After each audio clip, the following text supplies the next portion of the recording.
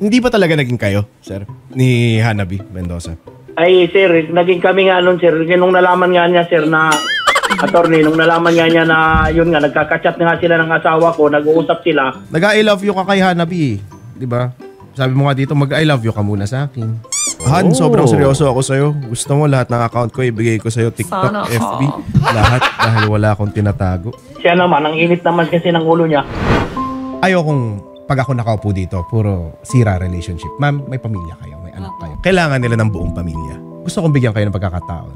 Ma'am, mahal mo pa ba si Podi? Kasi hindi ka magagalit ng ganito pag hindi mo na mahal. Hindi ko po masabi. Masakit yung ginawa niya sa akin. Kasi binigyan ko alam niyo kung pagkakataon, bakit masakit, ma'am? Kasi mahal niyo yung tao.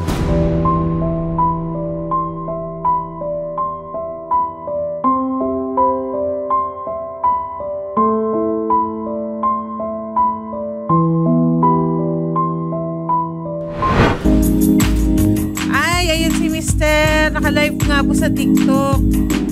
Ayun. Very brave, ha? Ayun. Ayan, umakba. Ayan, inaakap. Kinis pa. Yahoo! Ma'am, pakikwento naman sa amin kung ano ang nangyari sa inyong asawa. Ano po kasi yan eh, mag-iisang taon na po kasi yan. Yung ginagawa niyang ganyan. Lagi ko po sinasabi sa kanya na isipin mo yung pamilya mo, sabi kong ganon. Kasi ang kawawa mga anak mo dito, sabi kong ganon. Siyempre sabi kong pag lumaki yan, mapapariwara ang mga yan. Kaysa ano makukuha mo dyan sa pambabae mo. So ngayon, ang ginawa ko po para makuha po yung mga ganyan na ebidensya. Pag tulog po siya o kay lasing, kinukuha ko po yung SIM niya at ini-insert ko po sa SIM ko. Pag in-insert ko, na-open ko na po yung Facebook niya. So, lahat ng combo nila, nagbabasa ko po siya at po, sinisib ko po siya. Sila yung nagkikita. Tapos, itong babae po, ano pangalan ng babae? Sorry? Hanabi po siya. Sa TikTok po kasi, nakilala po siya na Hanabi. Hanabi, naku. Yeah.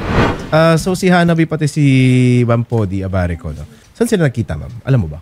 Saan? Hindi, pero meron dyan, mayroon siya sa Fairview, meron dang shortcut na salita po kasi.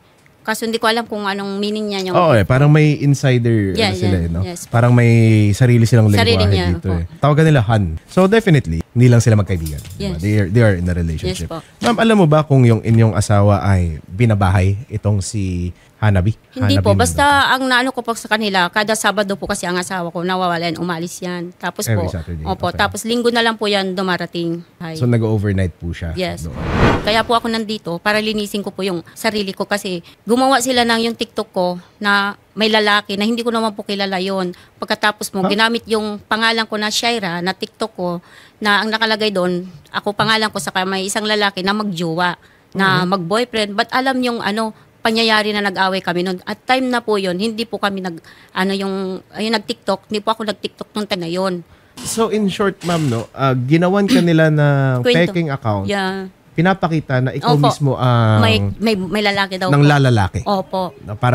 Para lang siguro ma-justify yung ginagawa niya. Tapos ang hindi ko talaga kinaya po, sir, yung sabi niya sa akin na ang landi mo, nakakadiri mo. Siyempre hindi po ako makaisip noon, hindi ako makatulog, hindi ako makakain. Kasi paano naman po ako manlalaki? 3 po yung anak ko. Opo. May trabaho pa ako. Ano pa po yung lugar ko para So manlalaki? sinasabi niyo po edited yung mga video na yun. Kasi hindi ko naman po talaga chat yun. Saka hindi po ako ganun magsulat. Kilala niyo po kung sino gumawa ng account na yun, ma'am?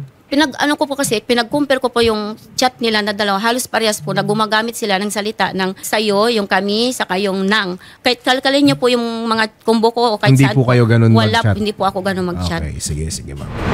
Sir Podi? Sir, magandang hapon po, attorney. Sir Podi, andito po ang inyong asawa, si Ma'am Jocelyn Abarico. Sinasabi niya po ay may kinakasama daw kayong isang Hanabi Mendoza. Hindi ko po kinakasama kasi magkasama pa kami sa bahay niyan, attorney. Pero ano po kayo ni Ma'am Hanabi? Sir, kami noon, mga grupo namin yun sa TikTok lang. Kumbaga, nagiinuman lang kami nung time na yun. Siyempre, sa lasing na, nagiinuman kami, no? Tapos kami, yung happy-happy kasi nag-meet kami na mga grupo eh. Lalaki rin ako, siyempre rin ako sa mga kapababae. Parang nagawa ko lang yun, attorney. Siguro na rin, sa kalasingan ko na rin yun. Nahalikan niyo siya? Opo.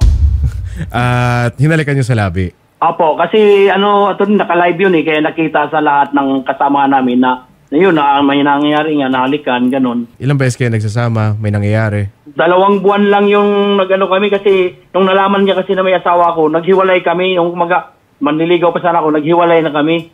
Mangliligaw ka sana pero naghiwalay kayo nung nalaman niya may asawa ka? Oo, kumbaga ayaw na niya, ay may asawa ka pala. ganito, ganun. Sinachat ako. Wala ka nakikitang mali sa sinabi mo? Kumbaga mali ako noon mali kasi siyempre meron nga akong ano. Oo, tama. Kumbaga, na-in love, parang na-in love ka na rin Na-in love. kasi yung asawa ko kasi, yung ganyan, maano kasi siya yung, matagal na kami magkasama pero yung ano niya ba, yung ugali niya na hindi ko naman na ano na, siyempre sa tagal namin magkasama, yun na lang yung lagi niyang ginagawa sa akin pag naiinis siya, minsan sinasaktan niya ako, nananampal yan, inaano niya ako. Sabi ko siyempre, hindi ko naman gawain yung nasaktan din siya kasi babae yan eh. Yung pananakit na yon, lumabas na yon nung itong nagloko ka na. Kaya kita pinaggaganong-ganon dahil sa ginawa mo sa akin. Pero never kitang sinaktan na sinasabi mo ganyan. Naging irritable ka na sa akin, kada uwi ka sa akin. Ganon ang ginagawa mo. Hindi. Kasi kung sinasaktan kita, dapat sa barangay dapat kaagad. Ay, lagi mong sinasabi sa akin na ayusin. Pero mag-isang taon, ayusin hanggang ngayon, hindi mo na ayos. Kung talagang ayusin mo yan, inisip mo, mga anak mo na. Hindi, kamo. Nakipagkita ka pa nga nung nakaraang linggo eh. Kaya nga hindi nga ako nakatiis kasi nasa akin ang 3 anak mo, nag-aalaga ako, hindi mo iniisip. Ang stress ko, depressed ko. Nakikita mo naman, di ba? Pero anong ginawa mo? Binaliwala mo ko, di ba? Inahayahan mo ko parang pero ikaw, anong ginawa mo? Nagpapakasarap ka pa rin doon sa babae. Uwi ka, wala kang sa akin, di mo ko inaano kasi masaya ka doon. Hindi mo nga na. Hindi pa talaga naging kayo, sir, ni Hanabi Mendoza? Ay, sir, naging kami nga nun, sir. Nung nalaman nga niya, sir, na attorney, nung nalaman nga niya na yun nga, nagkakachat na nga sila ng asawa ko, nag-uusap sila. Nag-I love you ka kay Hanabi, di ba? Sabi mo nga dito, mag-I love you ka muna sa akin. Ano nga yun, attorney, yung may mga pizza naman kasi yung ano niya, nakuha niya, pero wala na nga nung nalaman. Pero itong si Hanabi, sir, binigay sa'yo lahat ng account niyo.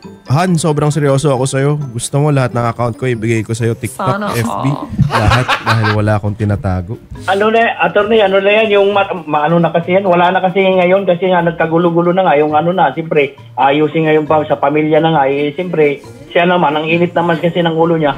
Ganito, Ma'am Jocelyn. Ano gusto mo mangyari sa inyong dalawa ni Podi? Gusto niyo magkaayos? Ay, hindi po. Ayoko na. Kayo, Sir Podi? Gusto pa maayos pa sana yan sa kanya kasi nung may nabasa kasi ako sa kanya na ang message na yun, ayaw niya nang ayusin dahil siyempre pinanindigan na niya yung hindi. May ano ka dyan? Sa kanya. Ibig sabihin, hindi, para sa akin lang yun, lalaki ako.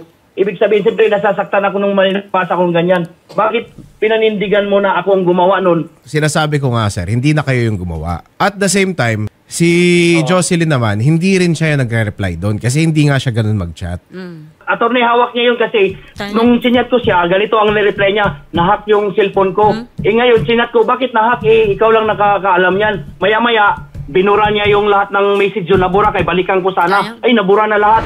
Ngayon, Sir Podi, magaling ka mang ligaw. Nakita ko naman baliw na baliw sa'yo si Hanabi. Mahusay ka. So, bakit hindi mo ligawan ulit si Ma'am Jocelyn? Natatakot na nga ako dyan, kaya nga umalis ako sa bahay, natutulog ako sa labas. Ganito, kailan kayo huling nag-date? Wala nang date, puro away. Ayokong pag ako nakaupo dito, puro basag kasal, puro sira relationship. Ma'am, may pamilya kayo, may anak kayo. Ilan anak niyo, ma'am? 3 po. 3 ang anak niyo. Kailangan nila ng buong pamilya. Gusto kong bigyan kayo ng pagkakataon. Ma'am, mahal mo pa ba si Podi? Kasi hindi ka magagalit ng ganito pag hindi mo na mahal Hindi ko po masabi. Masakit yung ginawa niya sa akin. Kasi binigyan ko Alam siya niyo ng kung bakit pagkakataon, masakit, sir, ma'am? Kasi Masakit. mahal niyo yung tao Kung hindi niyo naman mahal, niloko kayo, wala kang pakialam Pero pag mahal na mahal mo, niloko ka kahit sa maliit na bagay, kahit nga kumain lang nang hindi ka kasabay, masakit na di ba? Oo, totoo. Sir Podi, ready ka na bang bumalik kay Ma'am Jocelyn bilang matuwid na asawa? Sa akin naman ang yung sa kanya kasi, kung ayaw niya na sa akin, mamaya baka sasama lang kami tapos napipilitan na siya. Pwede bang i-offer ko sa inyo to? Sasagutin na lang namin yung date ninyo. Sabihin nyo sa akin, saan nyo gusto mag-date? Sagutin nyo pa. Kailangan nyo ng driver, pahihiram ko pa yung driver ko. Di ba? Para mag-focus kayo dun sa backseat kung ano mang milagro mangyayari dun sa Diyos na yon. Pero ma'am, ang sinasabi ko lang, bigyan natin ng pagkakataon yung pamilya ninyo. Kasi nakikita ko sa inyong parehas, mahal yung isa't isa. Si Podi, nagagalit pag may ibang lalaking nag-chat sa'yo kahit hindi totoo.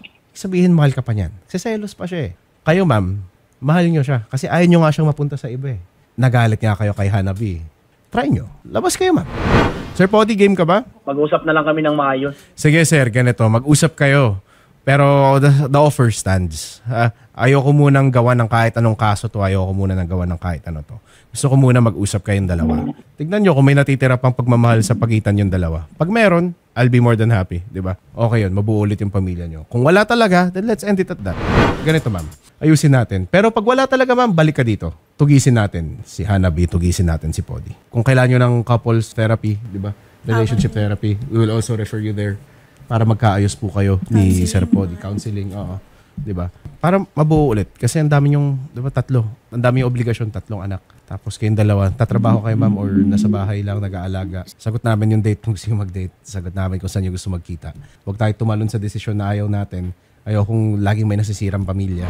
Sir Podi, wag niyo pong ibababa yung linya. Isa-schedule po natin yung paghaharap po ninyo or yung pag-uusap po ninyo ni Ma'am Jocelyn, ha?